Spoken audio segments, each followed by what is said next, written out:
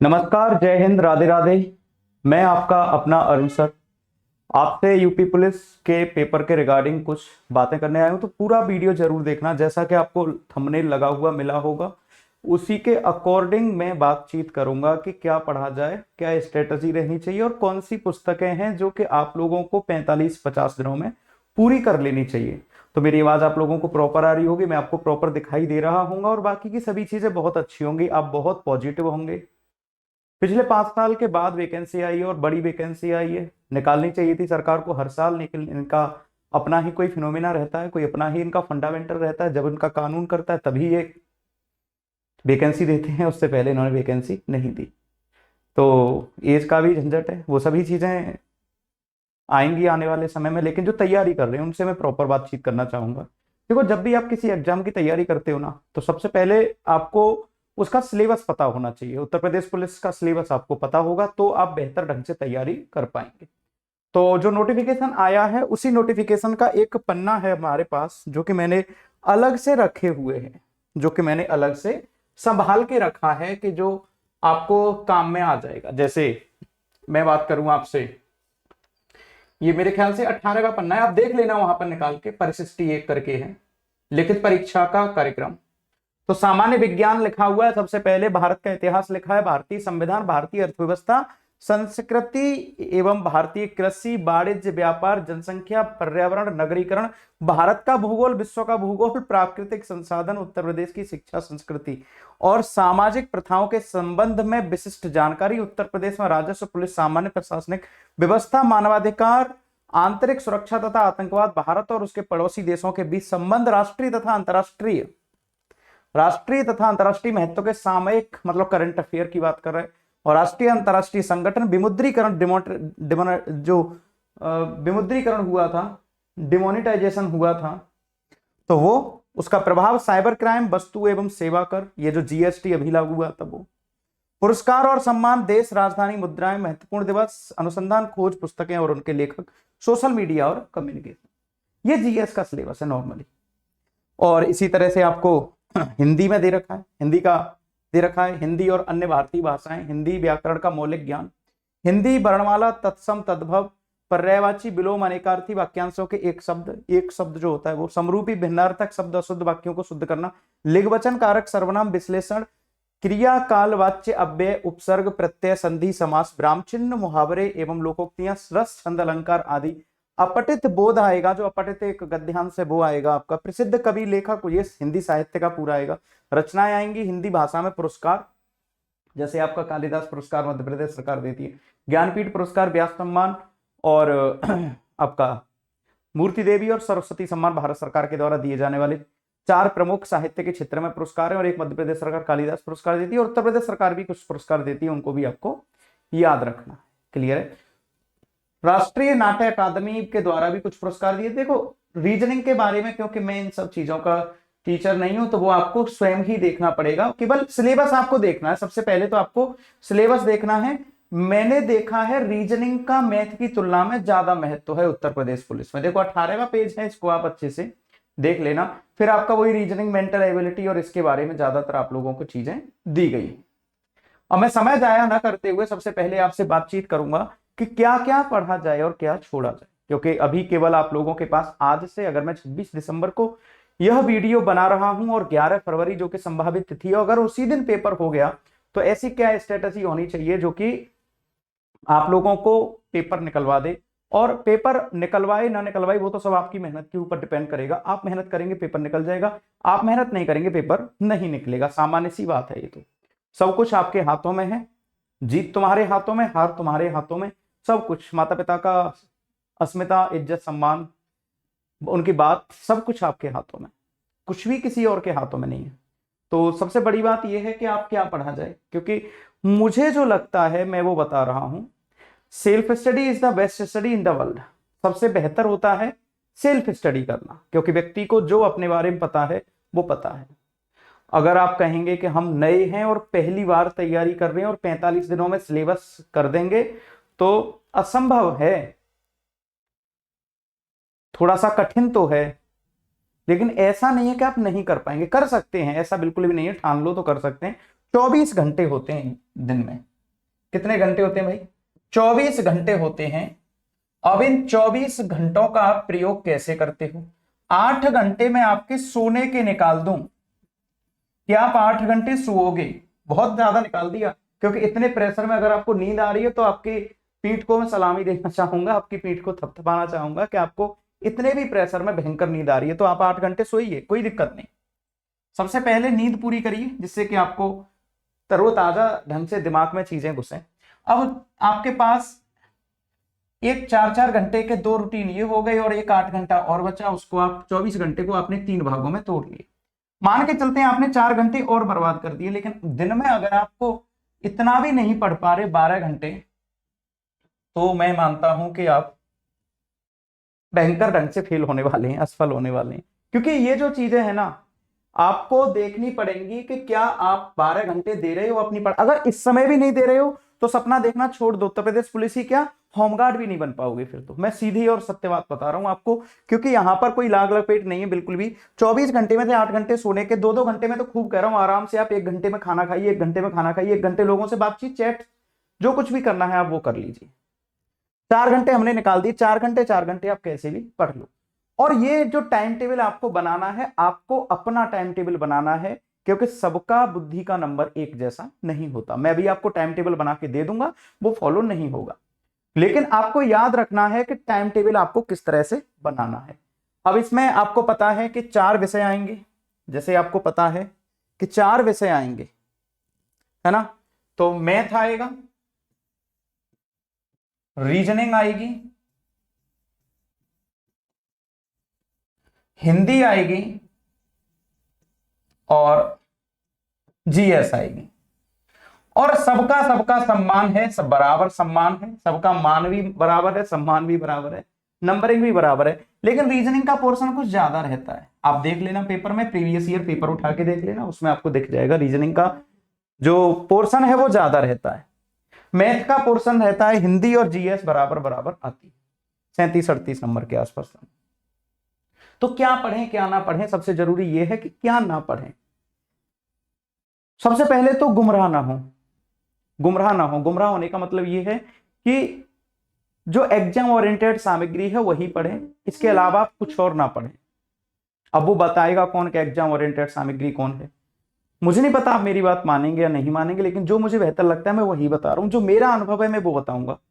हो सकता है आपका अनुभव या फिर औरों का अनुभव इससे भी ज्यादा बेहतर रहा हो, तो आप अपने अनुभव से उन चीजों को देख लीजिएगा।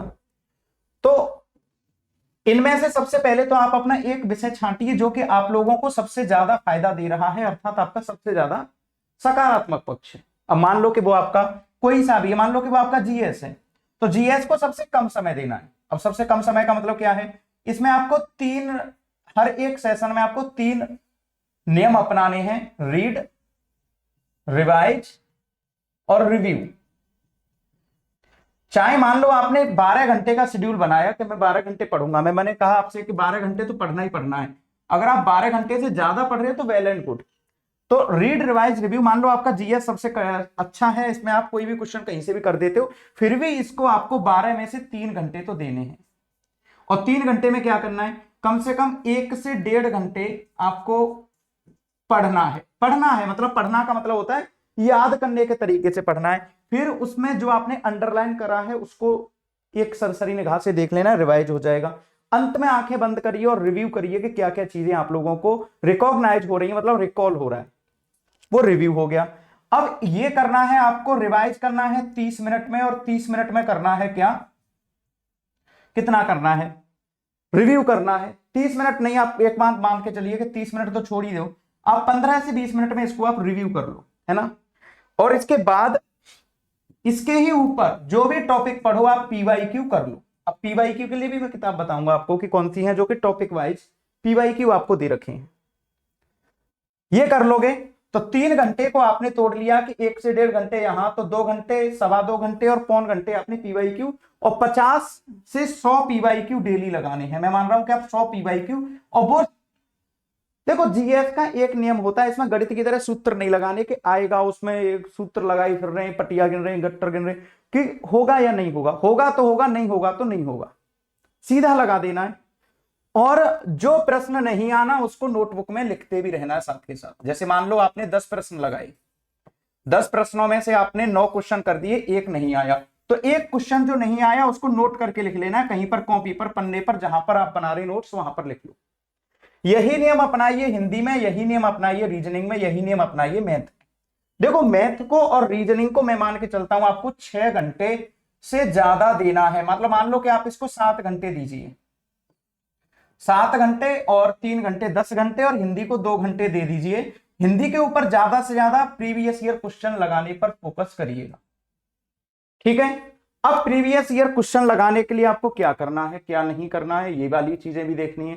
देखो नॉर्मली जो मैं देख रहा हूं, ये जो किताब है ना, ये इसमें पिनेकल में जीएस भी आ रही है, मैथ भी आ रहा है, और रीजनिंग भी आ रही है, मतलब सभी सब्जेक्ट आ रहे हैं। All concept, all previous year question, chapter wise सब कुछ है, मैथ भी, रीजनिंग भी और हिंदी भी। देखो एसएससी का जब से ट्रेंड बदला है ना, तो टीसीएस नाम की एक कंपनी को जब से ठेका मिलने लगा है, तो उसने प्रश्नों का ट्रेंड ही बदल के रख दिया। तो उसने सभी क्वेश्चन कवर कर रखे हैं, इन्होंने सभी क्वेश्चन कवर कर रखे हैं इन्होंने। अगर आप इसको लेना चाहते हैं तो ले सकते हैं। इसमें आपको ऑल तो कंसेप्ट मिल जाएंगे, सभी तो कंसेप्ट हैं, सबसे बड़ी बात यह है। दूसरा प्रीवियस ईयर क्वेश्चंस भी हैं, और तीसरे प्रैक्टिस क्वेश्चंस भी हैं। और पन्ने बहुत होंगे, देख लेना, पहला ही एडिशन आया है, और सबकी है हिंदी, अंग्रेज, हिंदी, गणित, रीजनिंग और जीएस सबकी आती है। पिनेकल याद रखना है, एसएससी में धड़ल्ले से चल रही है आजकल, एसएससी की जान बसती है पिनेकल में। कोई भी टीचर करवा रहा है आपको प्रीवियस ईयर क्वेश्चन, वो पिनेकल से करवा रहा है, याद रखिए। जीएस ईएस सबका सब यहीं से करवा रहा है। इसके पूरे प्रीवियस ईयर करके चले जाइए, आप 100% एग्जाम में सक्सेस हो जाएंगे। पूरे प्रीवियस ईयर कर लो पिनेकल के। अब आपको लग रहा है कि भाई हम जीएस कैसे पढ़ेंगे, तो देखो एक किताब जो मुझे अच्छी लगती है और रिसेंट से ज्यादा मुझे भरोसा इसके ऊपर है, वो है आपकी ये यूनिक दिग्दर्शन करके आती है, 2024 की आएगी। इसमें करंट अफेयर के साथ चीजें बहुत सारी दे रखी हैं, तो इनको आप दिग्दर्शन 2024 संघ और राज्य लोक सेवा आयोग सबके लिए होती है। इसमें स्टैटिक जीके भी है, जो टॉपिक दिए गए हैं ना आपके यूपी पुलिस के एग्जाम में, वो सब के सब इसमें लिखे हुए हैं, ठीक है। फिर भी आपको लग रहा है कि नहीं हम इन किताबों को नहीं पढ़ पाएंगे और ये कुछ ज्यादा लेंदी हो जाएंगी, इसमें मैं आपसे कह रहा हूं कि ये तो सबकी आती है भाई, जीएस की भी आती है, रीजनिंग की भी आती है, मैथ की भी आती है और हिंदी की भी आती है। पिनेकल सबकी आती है, लेकिन अलग अलग आती है। एक किताब में अगर मैं 700 पन्ने भी मानूं तो कम से कम 3000 पन्ने मान के चलिए, आपको 3000 पेज पढ़ने पड़ेंगे। लेंदी है खूब, मैं मान के चल रहा हूं लेंदी है खूब, अच्छे से दे रखा है इसमें। अगर आपके अंदर ताकत है तो लगा डालो भाई पिनेकल, मैं तो सीधे बोल रहा हूं आपसे।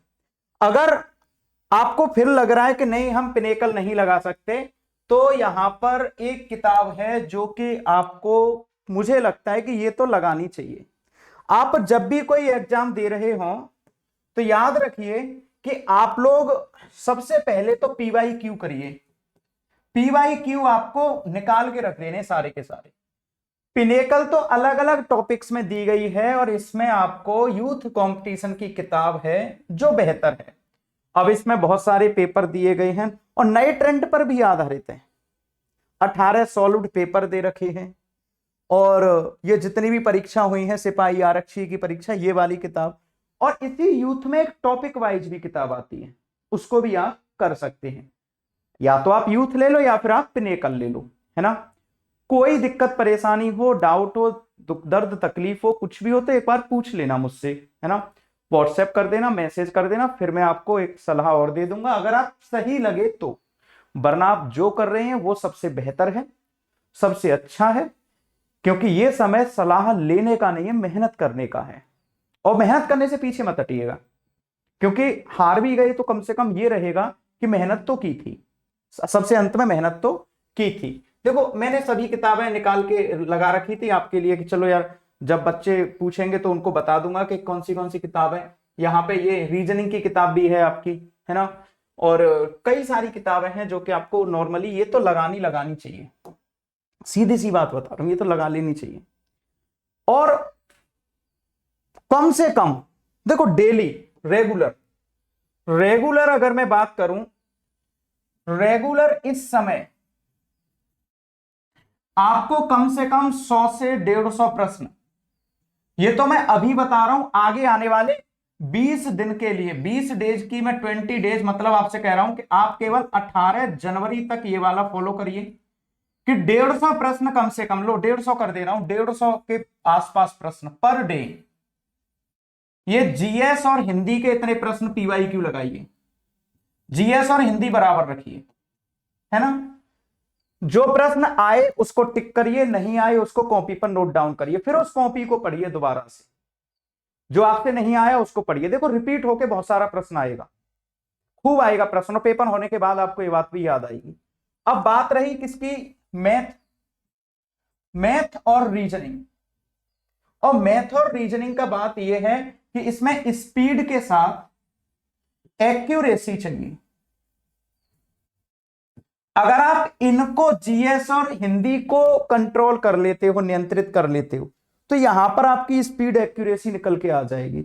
वो भी नहीं हो पा रहे, ये भी नहीं हो पा रहे, तो फिर कुछ भी नहीं हो पाएगा। फिर तो सपना ही देखिए, सपना देखते रहिए खाकी का और उस लाल बत्ती का, वो लाल बत्ती जो मोटरसाइकिल या फिर कार पे लगती है उसका। सीधी सी बात, वो बिल्कुल भी बकवास नहीं इन सब चीजों में। तो स्पीड और एक्यूरेसी पर आपको ज्यादा फोकस करना है। वीडियो में अगर आपको कोई दिक्कत हो, परेशानी हो, तो उसको शेयर कर लेना, बात कर लेनी है। अगर नहीं है तो आगे बढ़ा देना है, शेयर कर देना, जिससे कि कोई ना कोई बालक, जो आपको नहीं है जरूरत, आप होशियार हैं, कोई काम आ जाएगा। तो बने रहिएगा और लाइक शेयर सब्सक्राइब करते रहिए चैनल को। आपको बेहतर से बेहतर जानकारी दूंगा, जो मेरा बेस्ट पॉसिबल एक्सपीरियंस है उसके अनुसार। ठीक है, तो मिलते हैं नेक्स्ट वीडियो में। ये वाला पॉइंट नहीं भूलना आपको, ये वाला नहीं भूलना, 3R सिस्टम। ये अंत में फिर से बता के जा रहा हूं, read, revise, review. Read, revise, review पढ़ना है, दोहराव करना है और आंखें बंद करके रिकॉग्नाइज करना है। आप किसी भी एग्जाम की तैयारी कर रहे हैं तो ये तो आपको करना ही करना चाहिए। और ये रिवाइज का मतलब होता है कि आपने एक हाइलाइटर ले लेना है और उन महत्वपूर्ण शब्दों पर वो टिक करते रहना है। साथ के साथ प्रश्नों की एक नोटबुक बना लेनी है, नोटबुक बना लेनी है, नोटबुक कॉपी बना लेनी है, जो कि आपको बताएगी कि आप कितना कर पा रहे। अपनी प्रोग्रेस, अपना जो प्रोग्रेस है वो स्वयं चेक करते रहना है। ऑनलाइन बहुत सारे टेस्ट हैं, टेक्स्ट बुक वगैरह है, और भी बहुत सारी ऑनलाइन यूट्यूब चैनल्स हैं। वहां पर जितना ज्यादा मैक्सिमम प्रैक्टिस हो सके करिए। प्रैक्टिस ही का है सारा का सारा खेल। आपको तो अब तो वही खेल पाएगा जो कि प्रॉपर 12 से 16 घंटे तक पढ़ाई करेगा। मैंने तो 12 घंटे ही बताया, मुझे तो लगता है कि आपको कम से कम 15-16 घंटे पढ़ाई करनी चाहिए। प्रॉपर खाइए, सोइए पहले तो प्रॉपर, है ना। ऐसा नहीं कि रात भर जग रहे, 3 दिन तो पढ़ लिए पूरी रात, उसके बाद पढ़ाई ही नहीं हुई, तो वो सब चीजें नहीं। मतलब एक कंटिन्यूटी में रखना है, 10 घंटे, 8 घंटे, 12 घंटे या फिर 16 घंटे कंटिन्यू रखना है। ऐसे नहीं कि 2 दिन तो 20 घंटे पढ़े, फिर 2 दिन के लिए छुट्टी ले ली। अब वो समय नहीं है ना। अब संघर्ष करना है, ज्यादा से ज्यादा स्ट्रगल करना है, और जितना मैक्सिमम हो सके अपने आप को समय दीजिए, है ना। रिजर्व करिए, फोन वोन इन सबको छोड़ दीजिए। 15-20 दिनों के लिए भूल जाइए कि आपके आगे पीछे ऊपर नीचे कौन है, सगे संबंधी कोई नहीं है। जब तक सरकारी नौकरी नहीं, कुछ भी नहीं, आप ये मान लीजिए। ठीक है, तो मिलते हैं नेक्स्ट वीडियो में। जब भी आपको कोई दिक्कत हो, एक कमेंट करिएगा जरूर। अगर कोई परेशानी ना हो तो इस वीडियो को आगे बढ़ा देना, शेयर कर देना। Thank you so much. जय हिंद, जय भारत, नमस्कार, राधे राधे, राम राम।